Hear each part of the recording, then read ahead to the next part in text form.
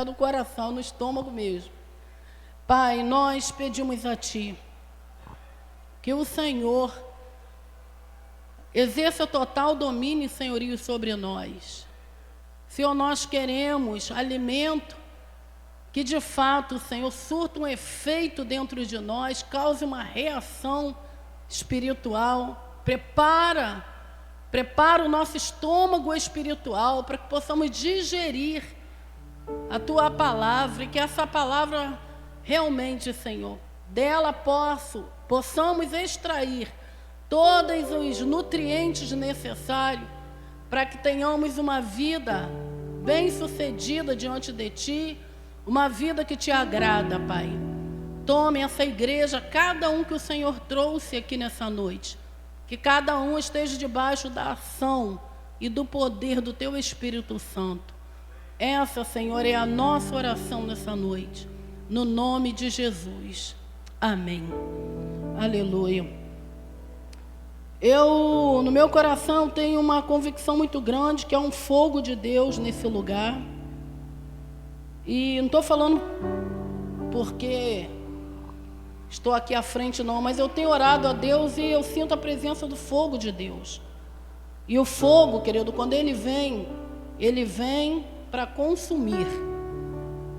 Ele vem para destruir tudo que é falso, tudo que é mentiroso, tudo que não foi gerado por Deus, mas também ele vem para confirmar aquilo que é original. O fogo de Deus, quando ele desce sobre o altar, a primeira coisa que ele faz é recolher a oferta. E se a tua vida é essa oferta sobre o altar, o fogo de Deus vai te arrebatar para um nível maior e mais profundo com Deus. O que nós precisamos, às vezes é até um pouco difícil ministrar a palavra, porque ontem mesmo eu estava conversando com uma pessoa, estava falando de uma conferência. Como é que foi a conferência, pastor? Eu falei, foi boa. Mas aí depois eu falei assim, quer saber a verdade? Estou cansada de conferência. Porque a gente já ouviu tanto. Então bate um desespero na alma que a gente entende que a gente não precisa tanto mais ouvir. A gente precisa viver. E aí quando fala de conferência, quando fala de culto, quando fala de ministrar a palavra, vem no coração assim um certo balançar, um certo sacudir de Deus, que é: nós precisamos mesmo de mais palavra? Ou nós precisamos realmente do poder para viver a palavra? Porque eu tenho certeza, cada um que aqui está, nenhum escapa, todos que aqui estão, já têm recebido o suficiente para viver uma vida mais que vitoriosa em Cristo Jesus. Eu não tenho dúvidas que todos que aqui estão, tudo que já tem recebido da parte de Deus é o suficiente para viver uma vida em vitória, uma vida de renúncia, uma vida de entrega, uma vida de sucesso. E aí vem uma pergunta, então por que não estamos vivendo na plenitude disso? Aí você pergunta a Deus. Porque eu acredito também, querido, que a gente ouve muito, mas pratica pouco. E hoje, o que eu quero ministrar, o que eu quero compartilhar com a igreja, é algo assim que quem tem estado nos TADEs, as terças, quem está aqui nos domingos já sabe. O que está pulsando dentro de nós é entregar o trono a Jesus. É isso que queremos. Porque também tenho falado muito, chega do homem. A gente está cansado do homem. A gente precisa ver Jesus. A gente está cansado de ver somente as coisas no âmbito natural. Há de chegar o dia de contemplarmos as coisas sobrenaturais e espirituais, querido. Há de chegar um momento que a dimensão em que iremos adorar a Deus não será numa dimensão carnal e humana, mas será numa dimensão sobrenatural.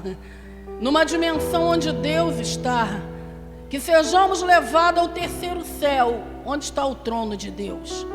E o trono de Deus há de se estabelecer no meio da igreja, porque é chegado o tempo do juízo de Deus, querido.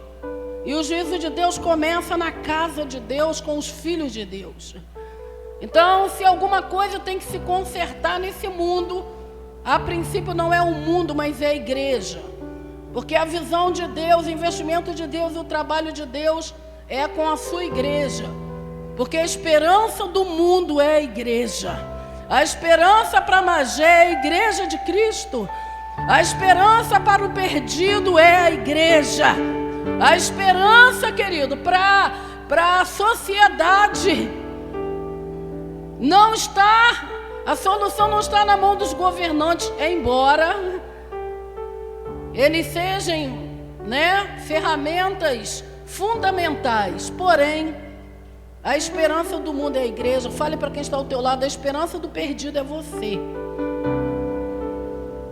Deus precisa te achar.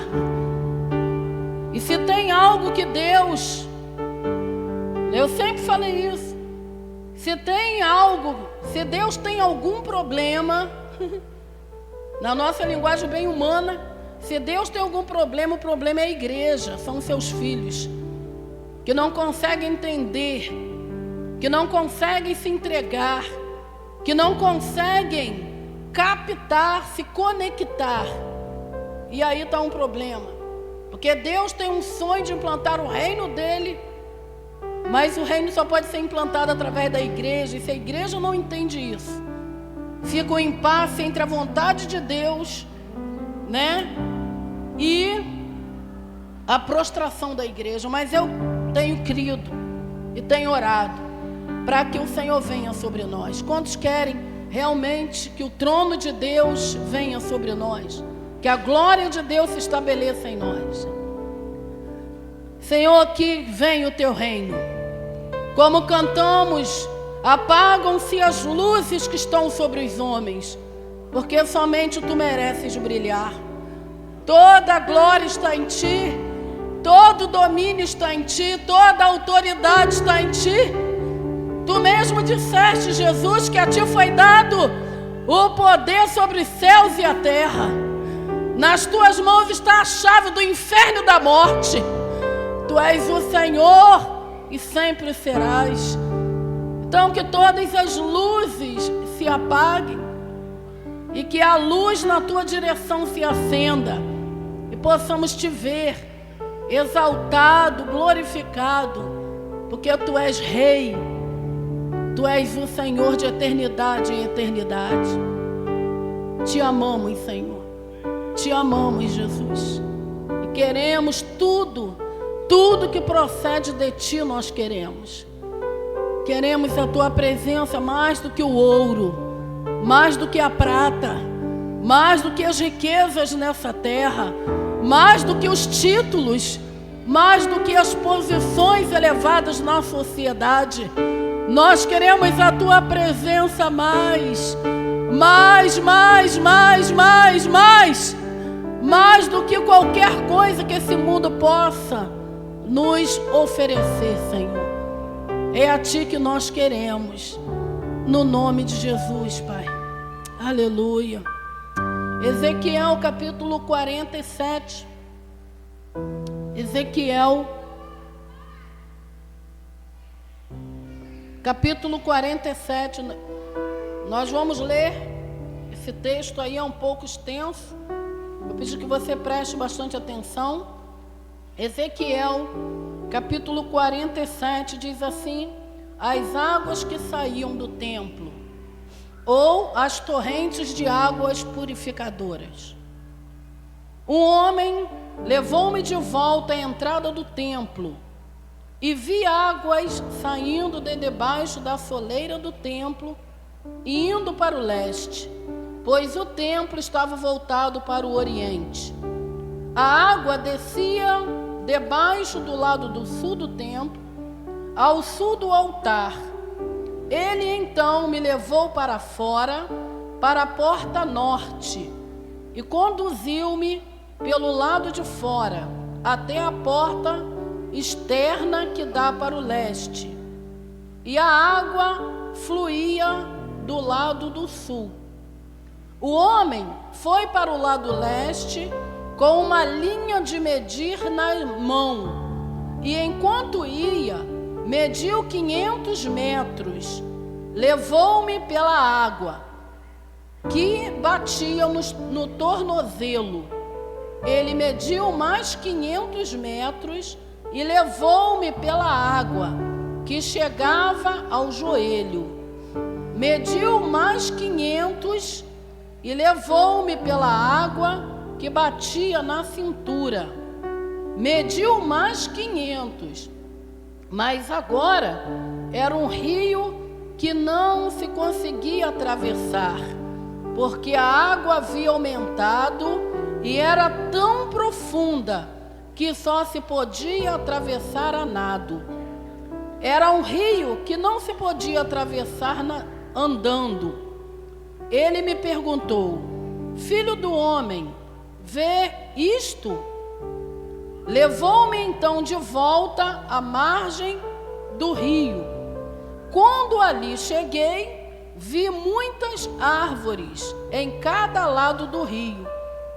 Ele me disse: esta água flui na direção da região situada a leste e desce até Arrabá, onde entra o mar. Quando deságua no mar, a água ali é saneada. Por onde passar o rio, haverá todo tipo de animais e de peixes, porque essa água flui para lá e saneia água salgada, de modo que onde o rio fluir, tudo viverá. Pescadores estarão ao longo do litoral, desde Engerdi até em Eglaim. Haverá locais próprios para estender as redes. Os peixes serão de muitos tipos, como os peixes do mar grande. Mas os charcos e os pântanos não ficarão saneados, serão deixados para o sal. Árvores frutíferas de toda espécie crescerão em ambas as margens do rio. Suas folhas não murcharão e os seus frutos não cairão. Todo mês produzirão, porque a água vinda do santuário chega a elas. Seus frutos servirão de comida e as suas folhas de remédio. Amém. Aleluia. Tudo que eu quero compartilhar nessa noite está dentro desse texto lido, e eu botei um título, um tema que é Andando na Medida de Deus. Andando na medida de Deus. Porque eu não sei se você é observador, mas o texto que a gente leu fala de algo que estava sendo medido. Havia um homem com uma fita métrica na mão. Havia um cordel, como diz ali, de medir. Então, na nossa linguagem, vamos dizer que existia uma fita métrica na mão do homem que levou o profeta a entrar naquelas águas. E à medida que ele ia entrando, ia sendo medido. A partir do momento que ele ia caminhando em direção às águas, ia sendo medido. Então, a primeira coisa que eu quero falar, que esse relato, essa leitura aí traz para nós, é que existe uma medida. As suas atitudes, o seu comportamento, as suas decisões, as suas escolhas, os seus caminhos estão sendo medidos. Estão sendo pesados. Me lembro agora da história de Daniel, quando o rei Beltesazar, ele deu um banquete no auge da embriaguez. Ele manda trazer os utensílios do templo, que eram consagrados a Deus, E aí ele começa a beber nas taças de ouro. Ele começa a usar todos os utensílios sagrados para a orgia, para a bagunça. E na hora que eles estão enchendo, bebendo, uma mão aparece na parede.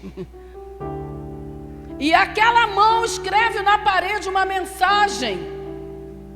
E a mensagem ela é tremenda, porque o resumo da mensagem diz: você foi pesado e achaste em falta. Tem todo um dizer em hebraico lá, que eu não vou citar porque eu vou errar, eu tinha que ter visto melhor. Mas a Bíblia fala a respeito disso, querido. No auge da orgia, da bagunça, trouxeram aquilo que era consagrado. E aí eles estão bebendo, de repente o rei olha para a parede. E ele vê aquela mão, uma mão escrevendo na parede. Ele pede interpretação, e a interpretação é que ele foi pesado, as atitudes dele foi pesado e ele estava em falta. E naquele dia mesmo ele iria morrer. O juízo de Deus veio de forma implacável, pá! Porque a atitude dele, o comportamento, a atitude do coração, tudo estava sendo pesado, até que o juízo de Deus veio sobre ele. Queridos, essa questão de juízo de Deus, essa questão desse homem, que aqui nada mais é do que o próprio Deus, Esse homem que conduz o profeta, que leva ao rio, que mede lá cada nível para onde o profeta está entrando, está lá medindo. Eu não consigo ver outra pessoa senão o próprio Deus medindo. Quero te dar um alerta nessa noite: cuidado, cuidado, porque o seu nível de compromisso está sendo medido. Cuidado com o seu cuidado, porque o seu nível de entrega está sendo medido. E em nome de Jesus eu quero crer que você não vai ser achado em falta. Porque o que nós lemos aí nesse texto é que aquele homem com aquela fita métrica, ele ia medindo cada lugar para onde o profeta ia entrando. Eu não sei o que isso gera no teu coração, mas no meu gera temor. Porque nós servimos um Deus que nos vê. Nós servimos um Deus que pesa as nossas atitudes e motivações. Então, o que extraímos dessa história imediata é isso: que você não está à deriva. Você não é um barco em meio ao mar à deriva. Tem um Deus que está te observando. Tem um Deus o qual um dia você vai prestar contas. Tem um Deus que está medindo seu nível de entrega, de compromisso, relacionamento, seu nível de santidade, o seu nível de compromisso. Ainda hoje, o Senhor está com essa fita na mão medindo, querido. E Ele mede as nossas atitudes, motivações no individual, mas também a igreja. Existe um lugar para onde Deus quer nos levar, e nós não podemos ficar no meio do caminho. Se no coração de Deus Ele tem um destino para nos levar, nós tenhamos que empenhar nossas vidas enquanto vivermos para chegarmos no destino que Ele determinou, e não pararmos pelo meio do caminho ou desviar a nossa atenção. Outra coisa que aprendemos com esse relato aí é que o profeta ele foi levado para o rio, e ele não apenas ficou olhando o rio, mas ele foi desafiado a entrar no rio. Evangelho é prática e não teoria, querido. Não tem como ficarmos de fora olhando, não tem como ficarmos com um discurso bonito na boca e a vida andando na contramão do discurso. Ou a gente alinha o que pregamos com a nossa vida, ou seremos achados em falta. Seremos rotulados como hipócritas. Porque qual era a maior questão de Jesus com os fariseus? É que eles pregavam muito, conheciam muito a Bíblia, mas não viviam o que eles ensinavam. Eles eram como sepulcros caiados, por fora pintadinho de cal branquinho. Você vai num sepulcro pintadinho e você olha ali, está branquinho por fora, mas você tenta abrir e ver o que está lá dentro. Jesus falou que os fariseus, eles eram como sepulcros caiados, por fora pintadinho, mas dentro podre. Não podemos admitir viver uma vida onde no exterior, para o lado de fora, tem uma aparência, mas dentro existe tudo aquilo que o Senhor reprova. Então o profeta, ele foi levado ao rio, mas não foi só para ver. Ele foi desafiado a entrar nas águas daquele rio. Isso fala, queridos, de prática. Isso fala que o que Deus tem para mim e para você não é algo onde tenhamos que ficar somente na teoria. É necessário partir para a prática. Porque a verdadeira beleza de um rio não está na superfície, está na profundidade dele. Se você para, um dia a gente foi lá em Arraial, acho que é Arraial, aquele lugar que tem aquela pedra alta para caramba, que você olha o mar, sendo uma extensão imensa. Acho que é Arraial, o portal do Atalaia, lá para aqueles lados lá de Arraial. E aí a gente subiu uma pedra alta assim. Eu fiquei olhando, falei, meu Deus, parece que não tem começo, não tem fim isso. Aquela extensão que chega a dar medo. É até mesmo aterrorizante. Mas eu imagino que os mergulhadores, as experiências que ele tem com relação ao mar, não está em ficar de fora olhando a extensão do mar, mas na profundidade onde eles mergulham. É lá que a verdadeira beleza existe, é nas profundezas e não na superficialidade. Se nós queremos conhecer a beleza que há em Jesus, nós vamos precisar mergulhar nesse rio. Nós vamos precisar sair da superficialidade. Nós vamos precisar sair de uma vida carnal, uma vida fútil, uma vida materialista e egoísta. Nós vamos precisar mergulhar a fundo nele. Às vezes eu vou ler a Bíblia e eu choro com a Bíblia na mão, pedindo: Senhor, me revela a preciosidade que há na tua palavra, os tesouros que estão escondidos aqui, que os nossos olhos humanos e carnais não conseguem ver, mas somente aquele que decide por uma vida em profundidade vai conseguir extrair a beleza e a profundidade que existe na palavra de Deus. Queridos, é chegada a hora de mergulharmos. Não tem como. Entra ano, sai ano, à beira do mar, olhando as águas e falando: é bonito, né? Chegou o momento de nós, como igreja, como filhos de Deus, decidirmos por uma vida mais profunda, mais intensa e mais comprometida e compromissada com Deus. O profeta teve que entrar, querido. Hoje eu falo para você, você vai precisar entrar no rio. Você vai precisar entrar no rio. E a segunda coisa, a primeira, já tenho falado, é que existe uma medida. Você está sendo medido, suas palavras. Inclusive a Bíblia diz em Apocalipse que cada palavra pronunciada nós teremos que prestar conta. Cuidado com o que você posta no Face. Cuidado com as alfinetadas que você dá nos outros na indireta. Cuidado com os olhares críticos. Cuidado com as palavras mal colocadas. Cuidado com o julgamento. Nós não fomos chamados para sermos juízes. Somente um é juiz de todo, que é Deus, querido. Então você não é Deus para julgar e você não é o diabo para acusar.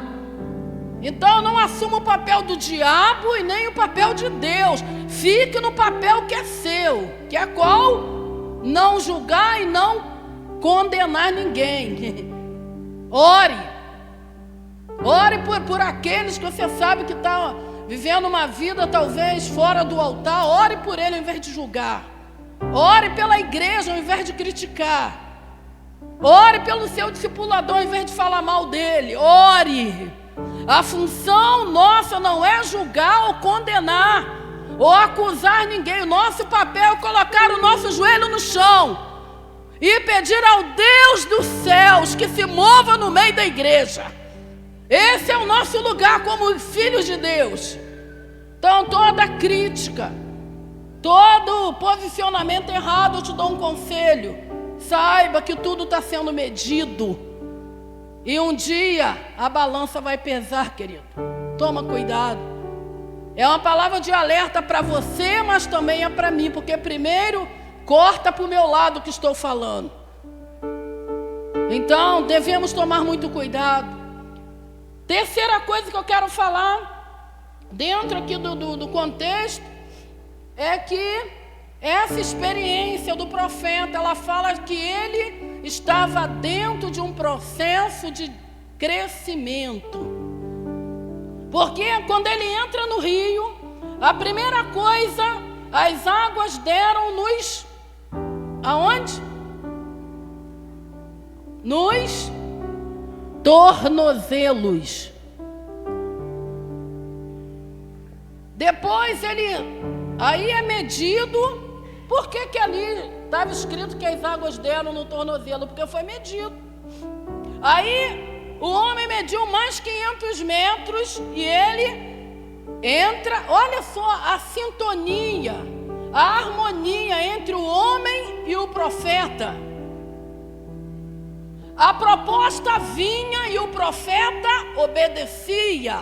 O profeta foi dando passos em direção ao que era direcionado.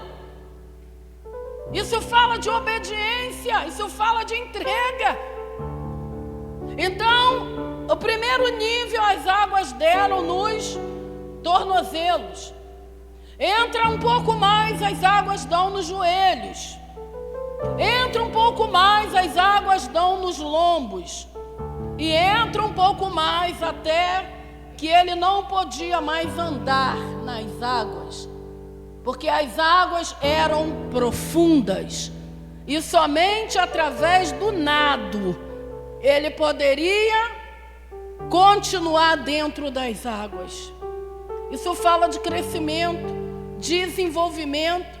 O primeiro nível, água nos tornozelos, isso fala do início da caminhada.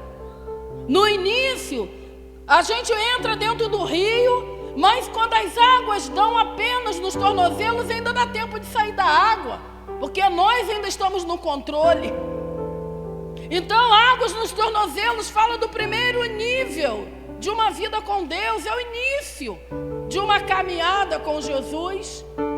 Todos nós já estamos no rio, mas é importante perguntar em qual nível estamos. Porque a proposta de Deus não é que 5 anos depois do início de sua caminhada, você ainda continue com águas nos tornozelos. 10 anos na igreja e as águas continuam nos tornozelos. Não, querido. A vontade de Deus é que à medida que o tempo passe, você vai entrando de mar adentro. E à medida que você vai entrando, você vai perdendo o controle da sua vida. Você vai entregando o trono a Jesus. Você vai se abstendo de tudo que é humano, carnal, diabólico. À medida que você vai entrando no rio, as águas vão te dominando, até você perder o controle total. E aí não é mais você quem vive, mas Cristo vivendo em você. Aleluia. Crescimento, desenvolvimento. O primeiro nível, vamos dizer que é o nível da conversão. Água nos tornozelos. Eu estou dentro do rio, porque essa experiência que o profeta viveu foi dentro do templo.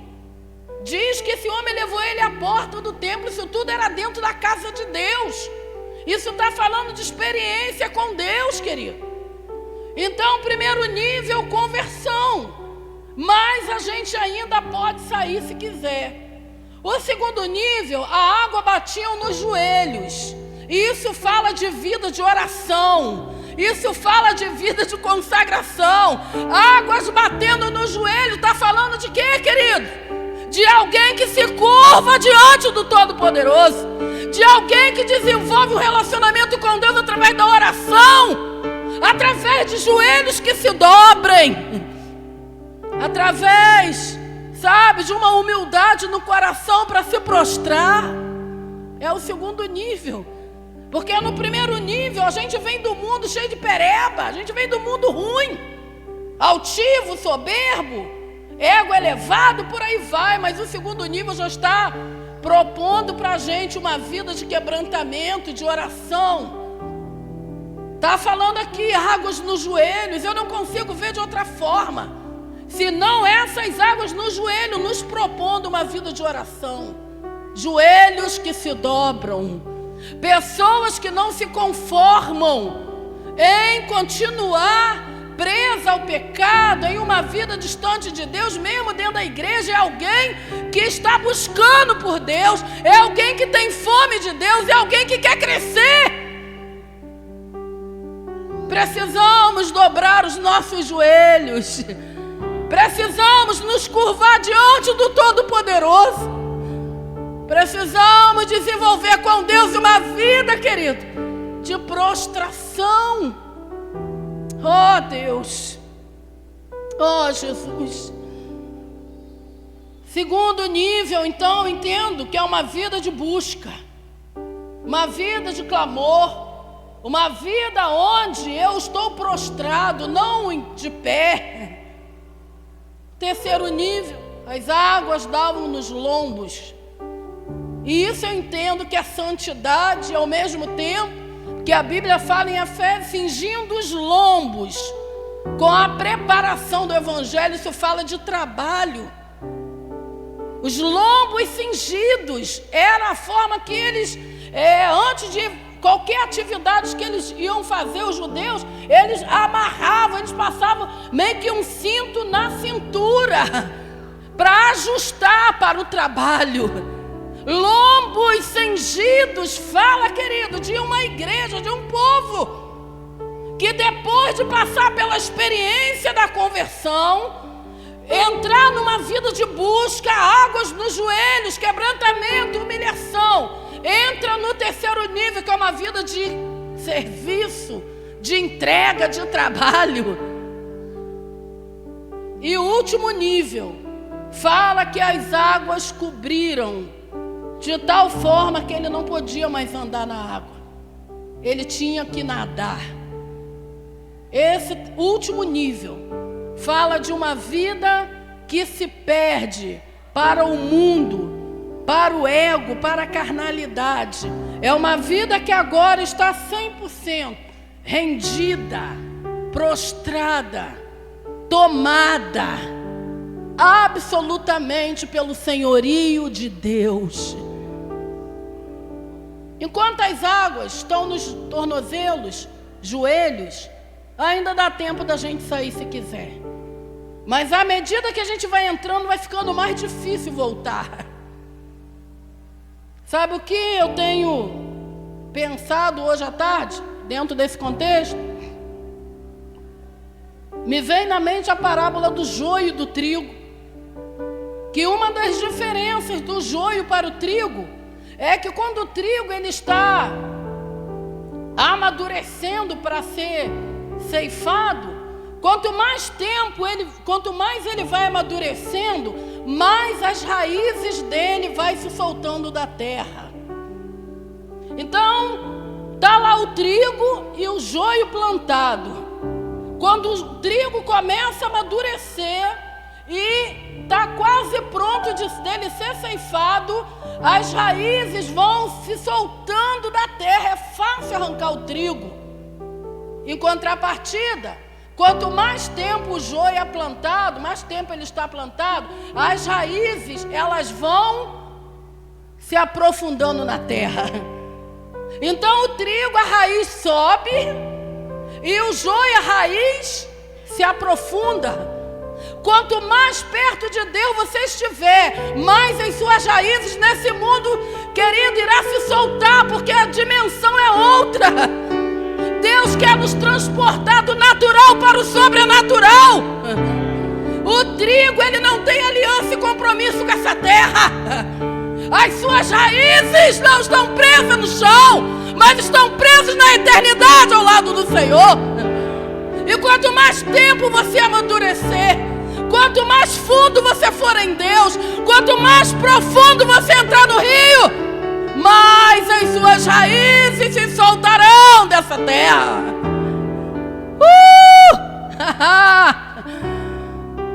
Queridos, o trigo se prende, o joio se prende, mas o trigo se solta.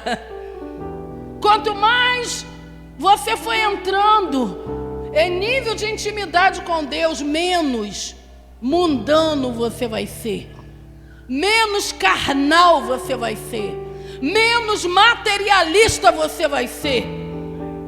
Porque enquanto que o joio se prende à terra, ao natural, ao material, ao egoísmo, o trigo vai se soltando. É uma dimensão diferente, queridos. E a vontade de Deus para nós não é que sejamos joio, mas que sejamos trigo, onde seja fácil sermos arrancados desse mundo, transportados para o sobrenatural.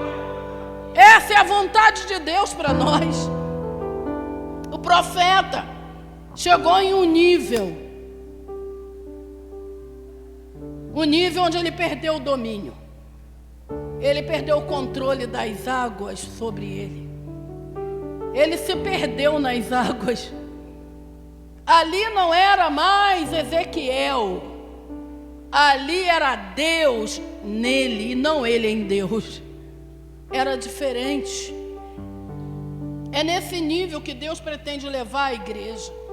E quando chegarmos nesse nível, querido, onde o domínio de Deus esteja sobre nós, a carnalidade vai sumir, as picuinhas vão sumir, o mal-estar, sabe, aquela coisa sem graça, aquele relacionamento de plástico que só tem formato, mas não tem vida, acaba. As murmurações, o pecado perde força, porque não é mais o homem no domínio, mas é Deus no domínio do homem. E isso faz toda a diferença. O clamor da minha alma, eu estava orando ontem, acho que foi ontem ou hoje, que eu falava: Senhor, eu te faço um pedido, não respeite a nossa carnalidade, não, vem com força.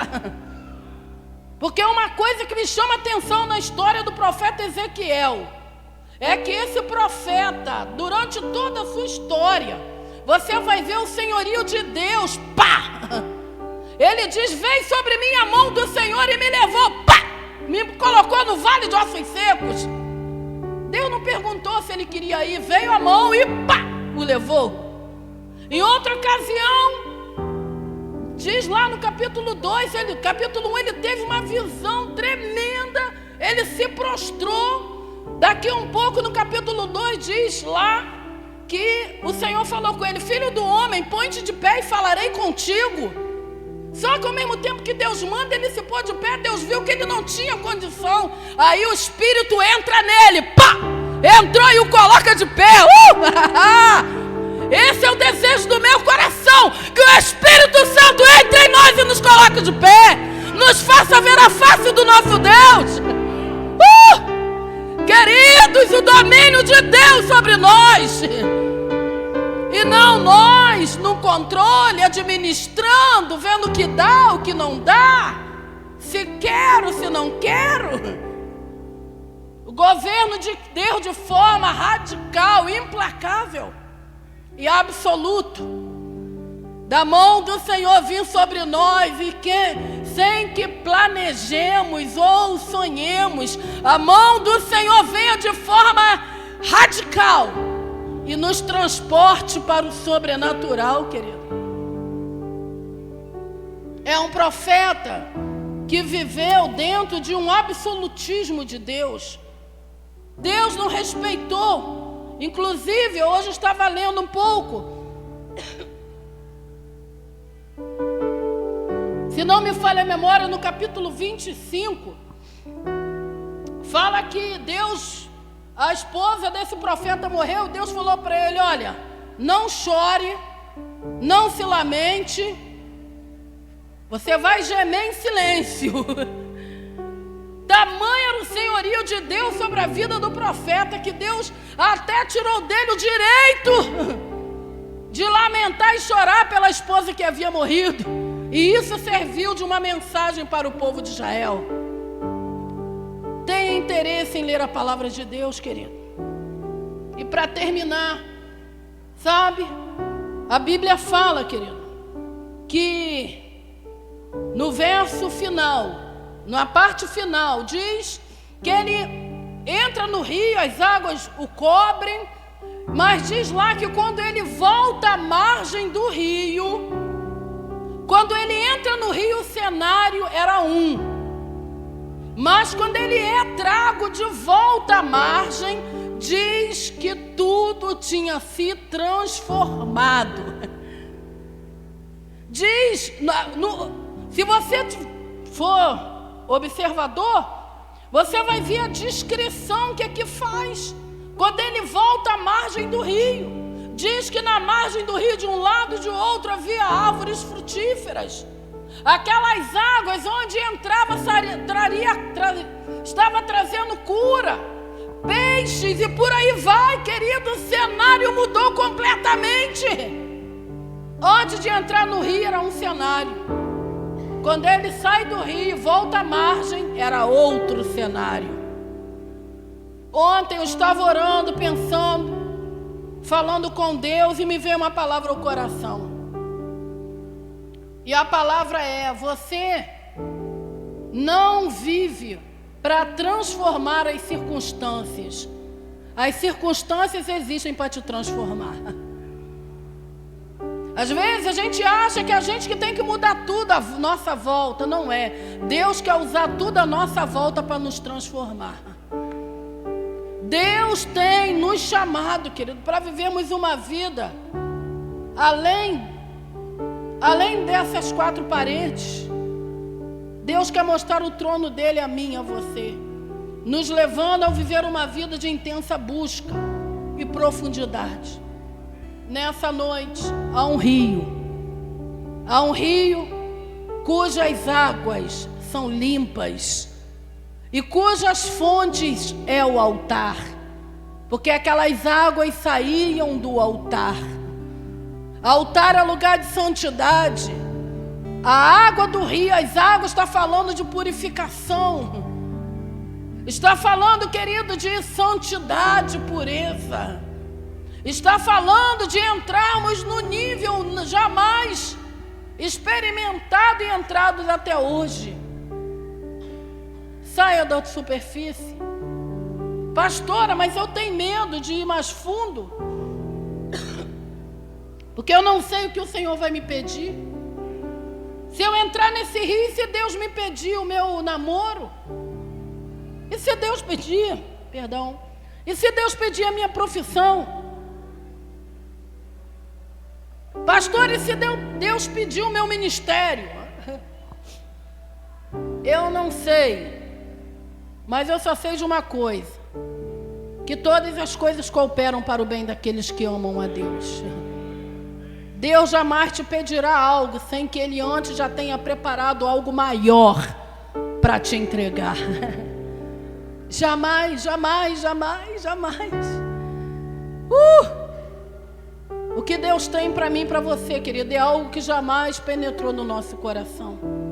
Se conseguirmos alcançar em Deus o lugar para onde Deus quer nos levar e o que Ele já tem reservado para nós, nós não vamos nos contentar mais em ficarmos à margem do rio olhando para o rio. Nós vamos correr em direção a esse rio e nós vamos deixar essas águas nos cobrirem, porque nós queremos coisa séria com Deus. Quantos querem coisa séria com Deus? Quantos querem realmente serem tomados, dominados pelo Senhor? Que venha sobre nós a mão do Senhor. Que o domínio de Deus se estabeleça em nossa vida. Que o governo da nossa vida não esteja na nossa mão. E eu tenho pedido a Deus, Senhor, não respeite a nossa carnalidade não. Pule na nossa frente. Intervenha no nosso caminho. Como se eu fizesse com Balaão. Balaão estava na mula, indo. O anjo apareceu na frente, encurralou a mula. Não passa não. Não passa não. Que o anjo do Senhor apareça na frente da mula que você está trepado e te impeça de continuar no caminho que você está trilhando. A mula viu o anjo. Balaão, que estava em cima, não viu. E aí ele espanca a mula a primeira vez, a segunda. Na terceira vez a mula, Deus abriu a boca da mula. E a mula pergunta: por que me espancaste 3 vezes? Que mal eu te fiz? Ah, quisera eu ter uma espada que agora eu ia acabar contigo. Ele responde. E aí Deus abre os olhos de Balaão. Ele viu o anjo do Senhor, que tinha se colocado como adversário contra ele. Que o Senhor pule na nossa frente, querido. Que o anjo do Senhor se coloque no nosso caminho e não nos permita continuar por um caminho avesso à vontade de Deus. Que o anjo do Senhor se coloque à nossa frente. Que o senhorio de Cristo seja estabelecido na nossa vida. E que não tenhamos liberdade de continuar se embrenhando no pecado, numa vida errada, numa vida sem temor e sem tremor. Mas que no caminho por onde você está passando, Deus pule na sua frente e fale: pare aí! Pare aí! Eu sou o Senhor, o teu Deus. Por que brincaste com a minha santidade? Que o Senhor, o governo, a autoridade, o domínio de Cristo se estabeleça na nossa vida. Feche teus olhos, no nome de Jesus. Oh, Jesus.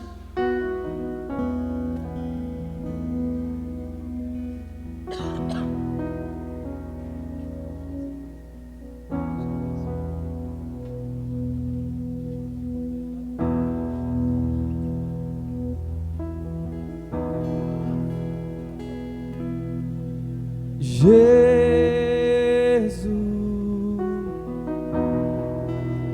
seja o centro, minha fonte, minha luz. Jesus,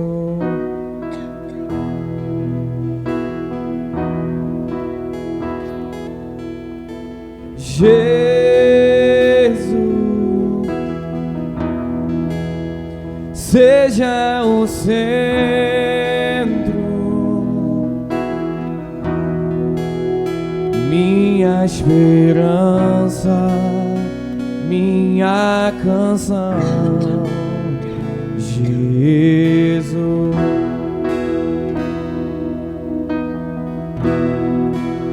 seja o fogo em meu ser, seja o vento a soprar, a razão de viver. Jesus,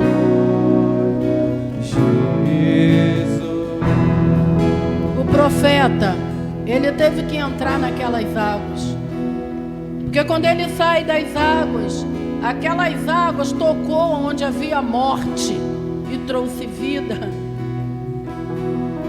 Aquelas águas as quais o profeta experimentou. Quando ele sai dali, a Bíblia diz que aquelas águas, elas tocaram no Mar Morto, onde existia morte, a vida chegou. Não existia frutos, árvores frutíferas. E quando ele volta de um lado e do outro, à margem do rio havia árvores, cujas folhas serviam de remédio e os frutos serviam de alimento.